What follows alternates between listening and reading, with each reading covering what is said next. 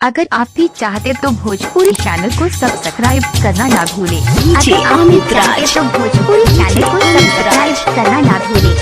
अगर आप भी चाहते तो कलमालपुर हाट, कलमालपुर हाट, आदित्य रिकॉर्डिंग स्टूडियो माझागर गोपालगंज। दिलवा तोड़ देलू हमके छोड़ देलू, दिलवा तोड़ देलू हमके छोड़ देलू, झूठे कोइलू तू प्यार भूल गइलू, ठीक ना कोइलू तू यार भूल गइलू। ना तो सब तोड़ देलू मुहावा मोड़ लेलू, ना तो सब तोड़ देलू मुहावा मोड़ लेलू, दिहलू हमके विसार भूल गइलू, झूठे कोइलू तू प्यार भूल गइलू, ठीक ना कोइलू तू यार भूल गइलू।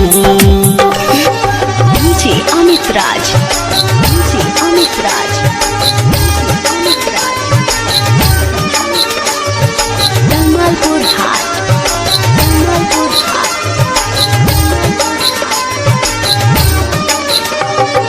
डीजे अमित राज, डीजे अमित राज, डीजे अमित राज,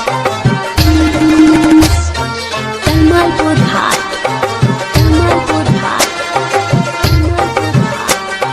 तोहरा के चहनी जानो से ज्यादा जाने ना पहिनी असली इरादा,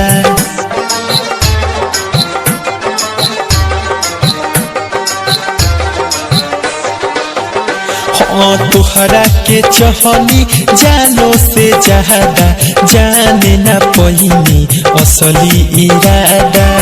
सपना टूट गइल दुनिया लूट गइल, सपना टूट गइल दुनिया लूट गइल, हो गइनी बेकार भूल गइलू, झूठे कोइलू तू प्यार भूल गइलू, ठीक ना कोइलू तू यार भूल गइलू। डीजे अमित राज, डीजे अमित राज, डीजे अमित राज, अमित राज, कलमालपुर हाट, कलमालपुर हाट, कलमालपुर हाट। डीजे अमित राज, डीजे अमित राज, अमित राज, कलमालपुर हाट, कलमालपुर हाट।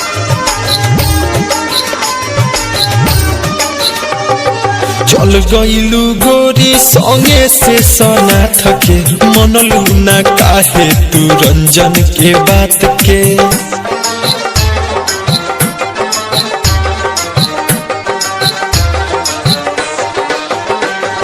चल गइलू गोरी संगे से सना थके, मनलू ना काहे तू रंजन के बात के। अखिया से लोर बहे दीपक दीवाना कहे, अखिया से लोर बहे दीपक दीवाना कहे, गलती का रहे हमार भूल गइलू, झूठे कोइलू तू प्यार भूल गइलू, ठीक ना कोइलू तू यार भूल गइलू।